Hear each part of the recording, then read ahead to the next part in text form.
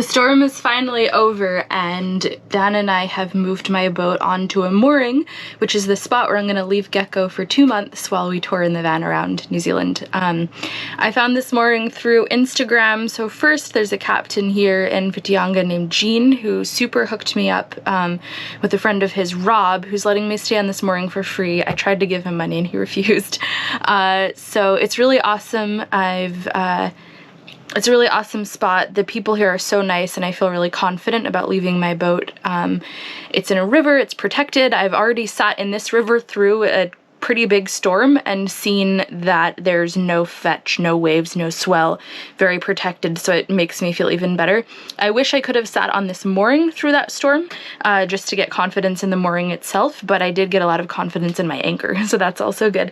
Dan is getting the van ready and I'm just sort of getting my boat ready to be gone, to be gone from it, my little baby. So I've packed and now I'm just running through the list of things to do for my boat. So this is kind of the pile of stuff that my kite gear's already in the van, and this is the rest of the stuff. I have wetsuit. So this is my wetsuit, this is my drone, and then this is clothes here, and my jacket, and then this is just miscellaneous electronics, all my equipment for editing so I can keep making videos for you guys, and then shoes and hats and other gear, and this is basically all I'm gonna have for the next 2 months, which I'm very excited about.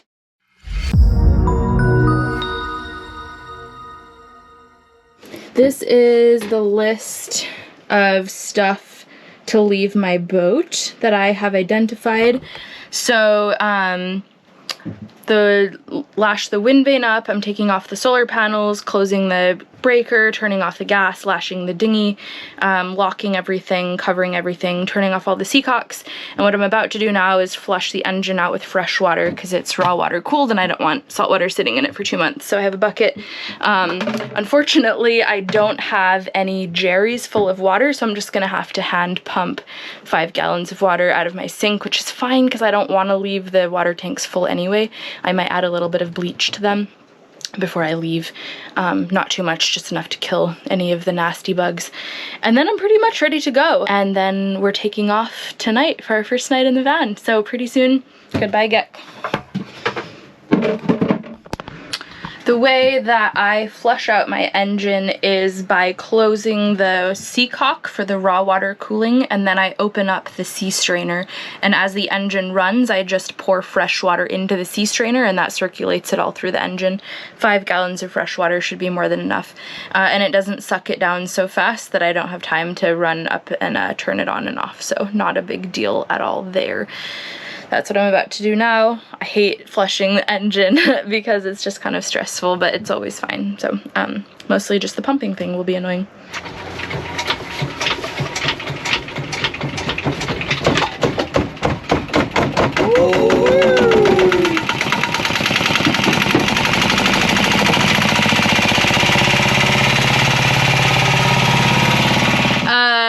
I'm gonna dive the mooring now just to make sure that it's good. The water is brown and cold and I don't wanna, but this is for future Holly and her future peace of mind. So here we go. Well, I think I've done everything to get the little Gekko ready to go. Tried to dive the mooring, but the water, I could see maybe this far in front of me, and as soon as I got to about 2 meters, the visibility completely disappeared. So there wasn't really any point in me going down, plus I got kind of nervous and panicky because I don't like closed spaces. So I came back up. Dan is taking ashore my dinghy load of things that I'm bringing, just those 2 bags and then some gear, and I am waiting on board. Emptying out the kettle. Right, I closed the seacock to the sink, so of course it's not gonna drain. And I just poured the kettle down the drain. Very smart, Holly. Open that seacock again. I've closed all the seacocks. I'm opening this one. I'll let the sink drain. Ooh, there's my double chin. And then close it again. yeah, so seacocks are closed, hatches are dogged, the LAS is locked, everything important is off the deck. Solar panels are in, toilet is cleaned, and I've propped the lid open so it doesn't get smelly. Everything is turned off, the breaker, the gas. I think I'm ready to go. The boat is clean, the bilges look good, the engine is flushed, so all I'm going to do now is wait for Dan to get back. We'll throw the dinghy on deck, lash it down, lock the Gekko, and then it's van life for 2 months, which is crazy. Goodbye Gekko for a bit, but I'm leaving her in good hands.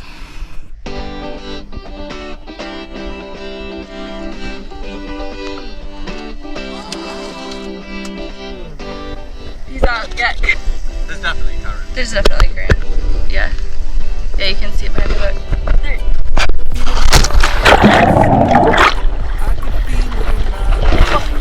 Oh, my Gekko! Oh, there's a lot of current. I need to use both of my arms. Alright. We are pretty far from shore still, but already able to stand. So the swim didn't turn out to be as intense as we thought. There's Gekko!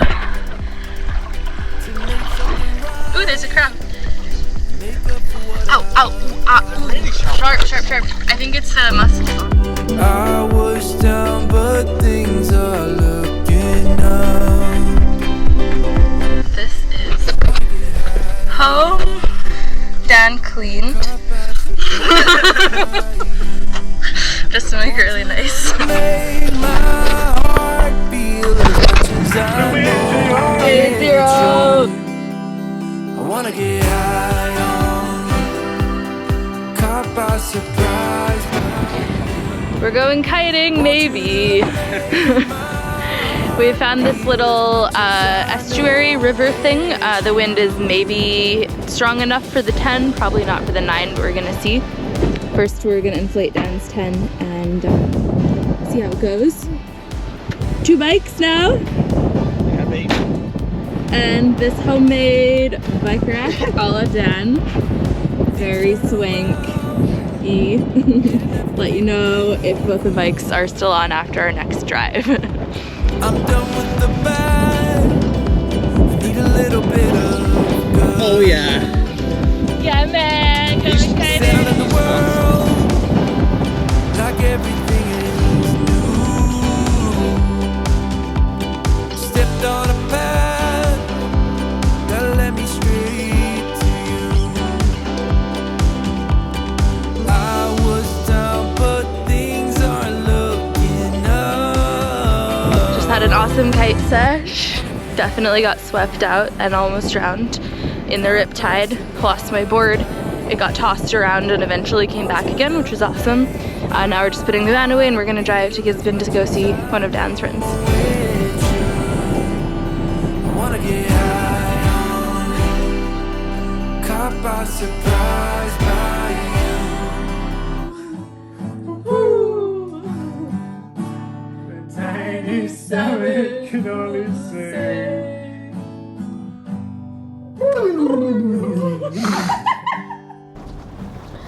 We are now heading towards the ferry from Wellington to Picton because it's time to say hello to the South Island.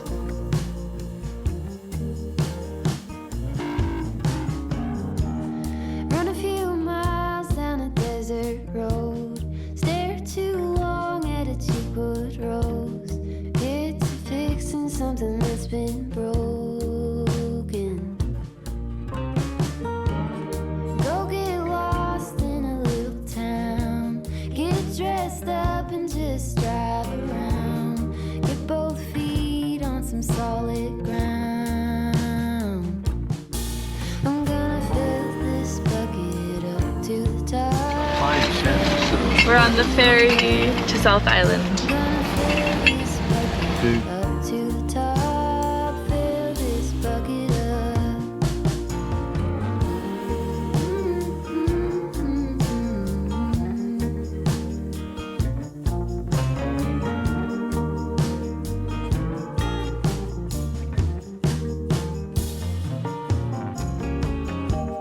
Take a call with an old friend. Get the guts to start over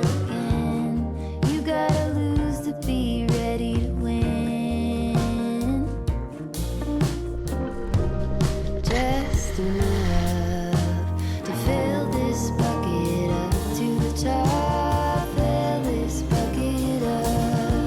I'm gonna fill this bucket up to the top. Fill this bucket up. Gonna fill this bucket up to the top. Fill this bucket up. We're heading to the Old Ghost Road, which is this really beautiful and amazing 80-kilometer trail for hikers and bikers up and over a mountain range. I'm dropping Dan off at one end and then driving to the other. He's going to do the whole thing in one day, and I'll do an out and back, and then we'll both meet at the campsite in the evening. I just dropped off Dan at the 80K part of the bike trail, and I'm going to drive 2 hours around to the other side where we're going to camp tonight, and then I'll bike up 16K to meet him at one of the huts, and then we'll bike back down together and the car will be waiting. So he's got an 80K day ahead of him of mountaining, which is crazy. And this is the road. Watch the sunrise with the Holy Ghost, taking my time and letting go. We arrived at the campsite, just parking the car. We're gonna camp here tonight, and I'm gonna set off on the trail over there. Helmet, pack, bike. It was just enough to fill my bucket up to the top. Fill my bucket up. I'm gonna fill my bucket up to the top. Fill my bucket up. I'm gonna fill my bucket, don't let it drop. Fill my bucket up. I'm gonna fill my bucket up to the top. Fill this bucket up.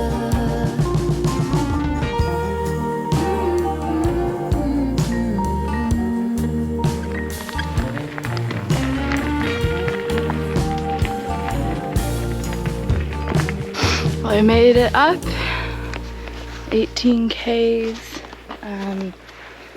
Just waiting for Dan now. He has 64 to go. He had a 2-hour head start, but that's still a lot of Ks. This is a really cute place. These are huts that you can pay to stay in. There's a really beautiful balcony. It looks out over the mountain. I waited for Dan at the top for a couple hours and he never showed. But he had a hella long ride, so I'm not really surprised. Just got back down to the car. It took me 3 hours to get up, 1 hour to get down. Super hungry, super sweaty. I can hear a river, so I'm gonna see if there's a spot that I can jump in, take a little shower, and then I'm gonna start dinner. It's been a really good day. Dan ended up getting back about an hour after I did, which was pretty impressive considering he did an 80K day up and over a mountain on a mountain bike with giant tires. We were pretty tired the next day, so we stayed in a very cute little Airbnb right near the Old Ghost Road for 2 days where we pulled out the entire contents of the van, cleaned everything, did laundry, rested. Both of us are people who like to push ourselves, so it took a while to find the balance between taking a rest day every now and then and having giant adventures and 20-30K pedals every day. The problem was that New Zealand is such a beautiful country and there's so many scenic bike tours where you can bike up and over mountains and so many amazing hidden bike parks in little towns that sometimes it was hard to give ourselves the rest days we needed.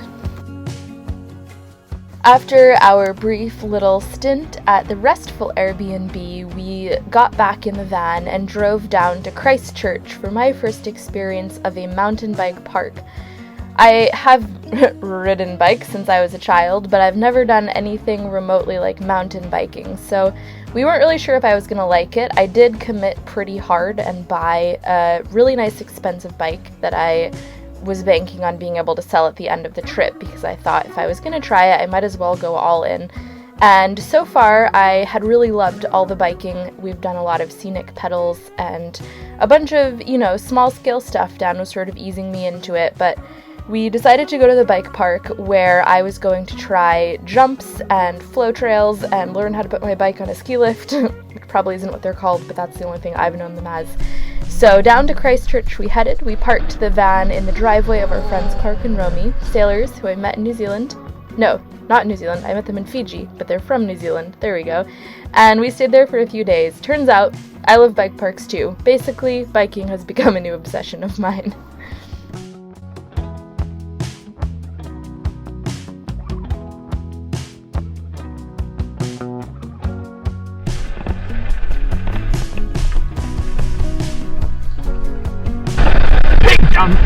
Yeah! That was perfect form! Woo!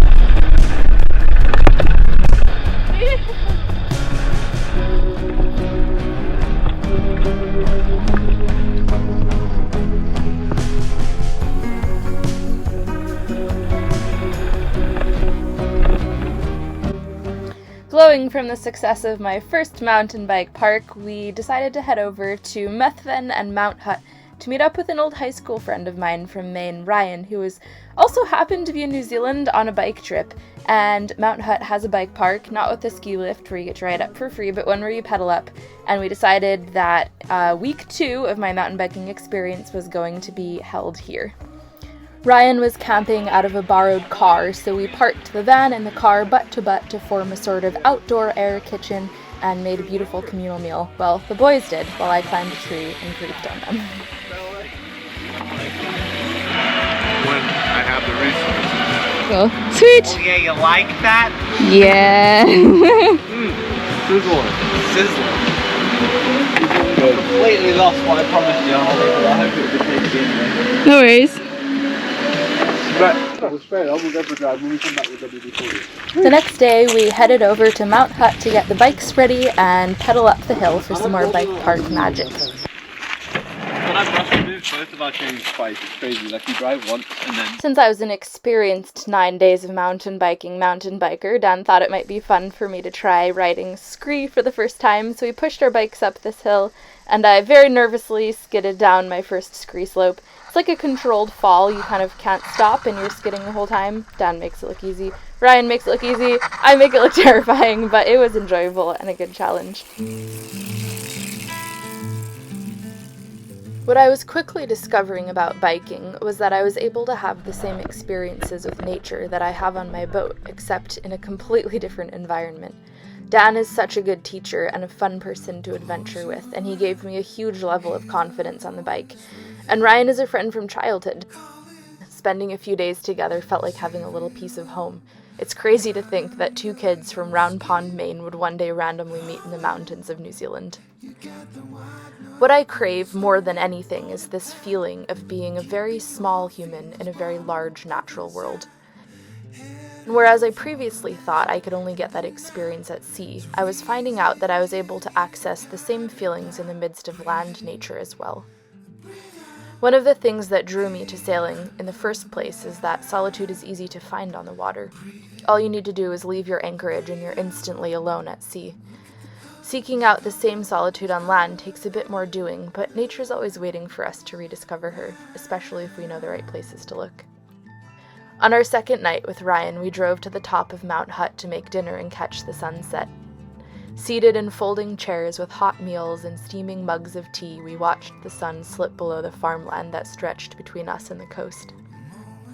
Since I started my circumnavigation 4 years ago, I've always sought out a balance between land and nature and ocean nature. I believe contrast makes it easier to appreciate what we already have. It wasn't until I'd spent a week coated in a fine layer of dust instead of my usual salty veneer that I felt how much I've missed communing with the land. It's important to ground ourselves, to dig our toes into the earth. Knowing that Gekko is waiting for me at the end of my trip allowed me to fully immerse myself into this temporary paradigm shift. Hey, come alive. Breathe in, breathe out. Look at the colors around. Check back in with my next episode if you want to see more bikes and rivers. Tiga makes an appearance. We went down to Milford Sound to visit her where she works. Ryan makes a little comeback, and at the end of the episode, I swim back to Gekko, open her up, and get her ready for cruising again. Thank you guys for watching this week's video. I put out new YouTubes every 2 weeks on Mondays, and for my patrons, you guys get a snack on the weeks that I don't put out a full-length YouTube video. Thank you so much to all of my patrons for supporting me and helping me make this trip possible. If you'd like to become a patron, my Patreon is patreon.com/windhippie, and for one-time donations, I do have a PayPal, paypal.me/windhippie. Also merchandise, link in the description below to that if you guys want to join the Wind Hippie sailing crew team of shirts and hats and hoodies. Thank you, Tish, for helping me schedule these videos and get them up onto YouTube. I edit them here, and then she helps me get it all lined up so it uploads on time. And thank you guys for all of your comments. I love reading them. They're very nice and thoughtful. So I hope you enjoyed this first of my New Zealand adventure videos, and next week will be the last New Zealand adventure one, and then we're back to the Gekko again with my long list of projects that I have going on to get ready for the Pacific season. So you guys know these videos do lag behind real time, so in current time I'm actually getting ready to sail back up to the islands. I know the whole seasons thing is funky right now because obviously it would be a weird time to be doing this trip in New Zealand and also very cold. So anyway, I'll see you guys next week. Bye!